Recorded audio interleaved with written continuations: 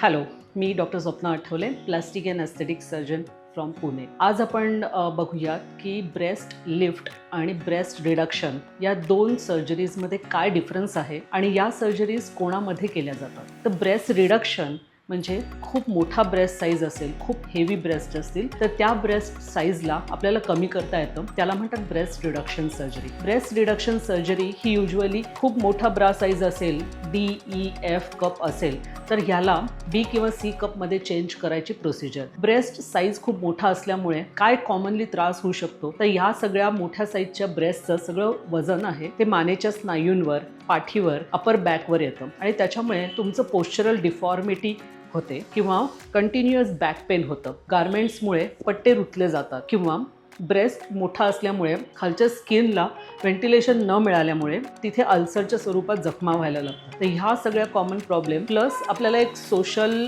Problem येऊ शकतो मोठ्या ब्रेस्ट साईजमुळे. आणि काही स्त्रियांना, जसं काही स्त्रिया डान्स ॲक्टिव्हिटीज करत असतील किंवा काही स्त्रिया या स्पोर्ट्समध्ये ॲक्टिव्ह असतील तर ह्या सगळ्या फिजिकल ॲक्टिव्हिटीजला रिस्ट्रिक्शन येतात. तर हे सगळे प्रॉब्लेम आहेत, हे मोठ्या ब्रेस्ट साईजमुळे कॉमनली बघितले जाणारे प्रॉब्लेम आहेत. हा मोठा साईज ब्रेस्टचा कमी करण्यासाठी जी सर्जिकल प्रोसिजर केली जाते त्याला म्हणतो breast reduction surgery. So breast reduction सर्जरीमध्ये ॲक्च्युली मोठ्या साईजच्या ब्रेस्ट बरोबर आपल्याला एक्स्ट्रा स्किन कमी करता येते. निपल एरियोलाची पोझिशन जी खाली आलेली असते ती आपल्याला लिफ्ट करता येते आणि त्याबरोबर एक्सेस फॅट जे ब्रेस्टमध्ये जमा झालेलं आहे हेही आपल्याला कमी करता येतं. कधी कधी या ब्रेस्ट रिडक्शन सर्जरीमध्ये काखेत एक्स्ट्रा फॅट जे साठलेलं असतं त्याला आम्ही ॲक्सेसरी ब्रेस्ट म्हणतो, त्यालाही आम्ही कधी कधी कंबाईन लायपोसक्शन करू शकतो. सो हे ब्रेस्ट रिडक्शन प्रोसिजर आहे.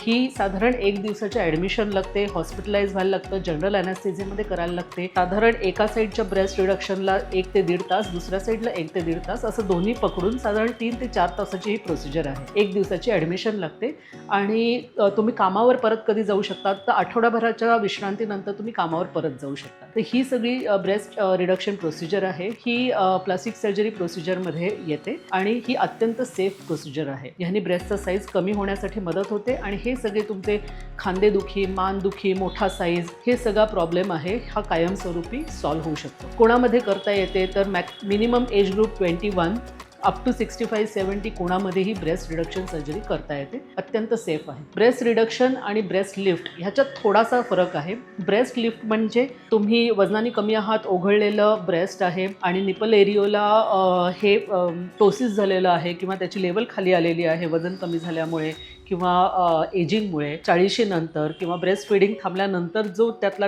टाईटपणा कमी होऊन ते ओघळलेले आहेत. या ब्रेस्टला परत आपल्याला टाईट करता येतं, त्याला ब्रेस्ट लिफ्ट म्हणतो. तर ब्रेस्ट लिफ्टमध्ये आपण ब्रेस्टचाच टिश्यू वापरून त्याला लिफ्ट करतो जे निपल एरियोला पोझिशन करेक्शन असतं आणि आपल्याला ओघळलेला निपल हे परत टाईटर स्वरूपात ब्रेस्टचं साईज बनवता येतो. सो आज आपण बघितलं ब्रेस्ट रिडक्शन सर्जरी आणि ब्रेस्ट लिफ्ट सर्जरीमध्ये काय फरक आहे आणि अत्यंत सोप्या पद्धतीने या दोन्ही सर्जरीज करता येऊ शकतात. आणि breast reduction he more than aesthetic, it is functional surgery. Functional म्हणजे बॉडी पोश्चर इम्प्रूव्ह होण्यासाठी, स्त्रीचं कॉन्फिडन्स इम्प्रूव्ह होण्यासाठी, स्किनचं हायजीन इम्प्रूव्ह होण्यासाठी आणि ओव्हरऑल ब्रेस्टचा साईज इम्प्रूव्ह होण्यासाठी केली झालेली ही प्रोसिजर आहे. त्याला म्हणतात ब्रेस्ट रिडक्शन सर्जरी.